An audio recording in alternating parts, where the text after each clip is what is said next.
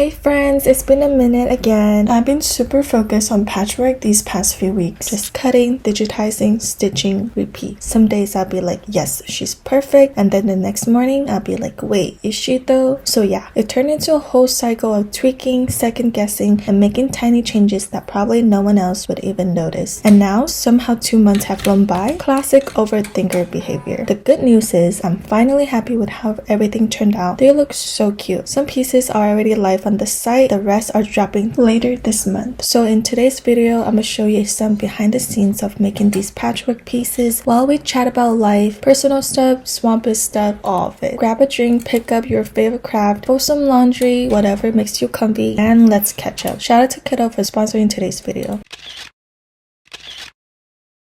I've been running my low clothing brand Overthinker apparel for a few years now, and to be honest, sometimes sticking to one brand aesthetic makes me feel stuck. So this year my motto is less overthinking, more doing. I've always wanted to do cowboy theme, and spoiler alert, Kittl, our sponsor today, helped me bring it to life. The whole process was super fun and easy. First, I searched for cowboy-ish elements, but nothing matched the exact look I had in mind. Thankfully, Kittl's latest update makes it so easy to fine-tune the details. I deleted the parts I didn't need, changed colors, adjusted shapes, and even drew directly on the design. The best part, Kittl now lets you collaborate. I invited my artist to the art board, she could edit directly, and I gave real-time feedback so we stay on the same page. The whole process was so smooth and she totally killed it. Now for the finishing touches. I kept the background simple with a few doodles, but if you're feeling extra, Kittl also lets you build custom patterns using the shape builder by combining or subtracting shapes. For the text, I love browsing the templates. Once I find a layout I like, I just copy and paste and swap out the words. Easy. Now let's do a final check on the mockups. They look so good. If you're a small business owner and want to try it out, sign up today and get 25% off any Kittl plan with my code OverthinkerYT. I don't know about you, but my For You page lately has been full of the cutest patchwork designs, and I'm over here straight up drooling. People are so creative and talented. I've been wanting to make my own version so bad. Perfect timing, my artist just sent over the final design. Time to go fabric shopping. And with Joann stores closing nationwide, it's honestly been kind of tough finding stuff locally and in small quantities. Last time I went, they had a 2-yard minimum, and I ended up spending over $300 on fabric alone. Definitely not in the plan and way over budget. But hey, it's still cheaper than most options online, so a win is a win. Anyway, now that I'm stocked up, prepare to be sick of me because I'll definitely be making more fun projects with these. If you got any ideas or things you want to see me try, let me know in the comments. Also, side note, did I ever tell you I've been learning how to digitize lately? Like around the same time I was fabric hunting, I started messing around with it, and now it legit feels like I've unlocked a new superpower. I used to outsource digitizing. The software looks scary and the process low-key boring. It's basically just tracing before stitches. So I was like, yeah, no, the pros can handle that. They're faster, better, and I wasn't about to force myself to learn something I wasn't even into. But then I fell down a rabbit hole of people making the cutest little embroidery projects, not just adding designs to tees, but making full-on things. And I got obsessed. Like I spent way too many late nights binging YouTube tutorials back to back. I even made a few random side projects, but didn't really know what to do with them. They were cute, but not super functional,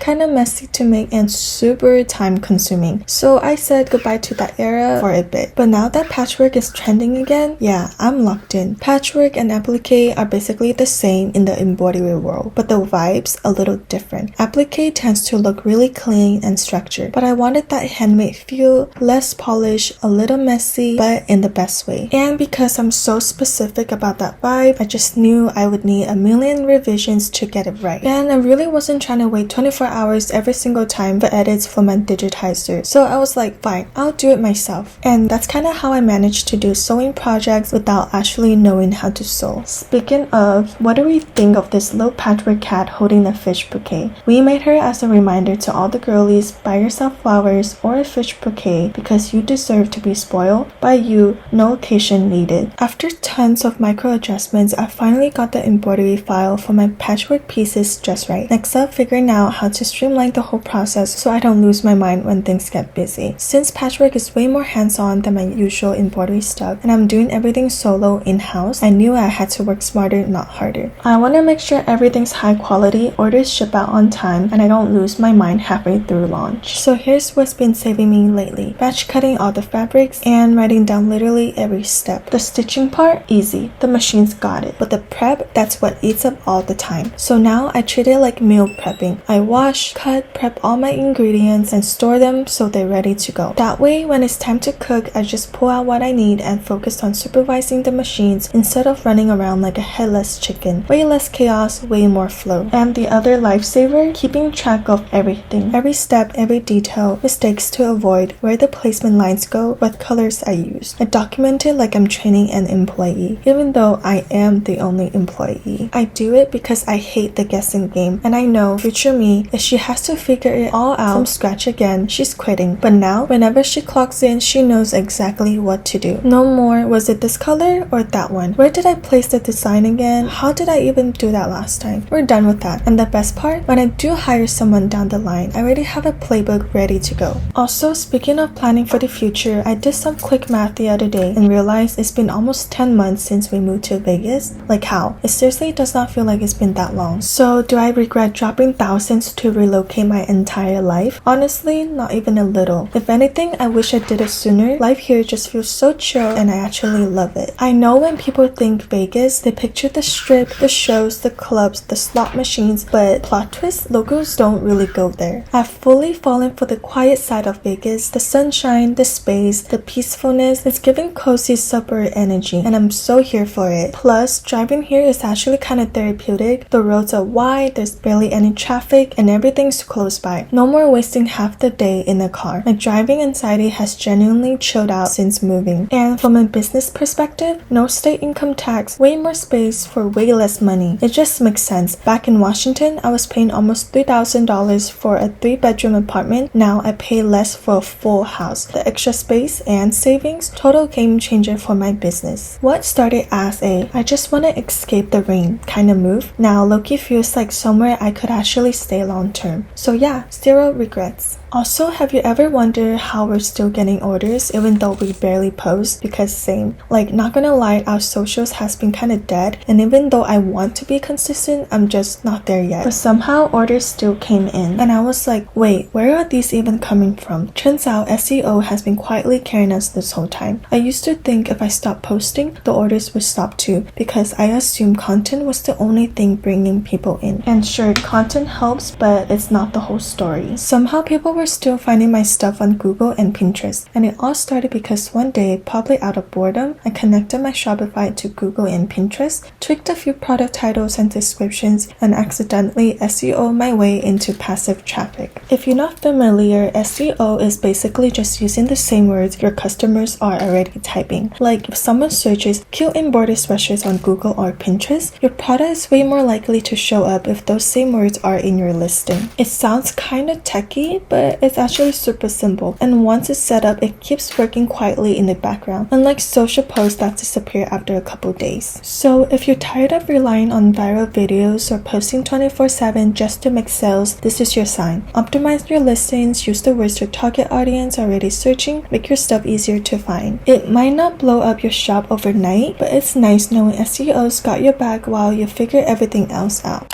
Okay, that's it for today. Still got a few more things to prep before the next drop, so wish me luck. Thanks for hanging out with me while I work. Hope this video felt like a little cozy break in your day. If you want to see more of the chaos or be the first to know when the new pieces go live, come hang on Instagram. I'm way more active over there. Also, shout out to Kittl for being that girl. Their new features for real made designing 100 times easier. See you in the next vlog. Take care of yourself and remember, you deserve to be spoiled.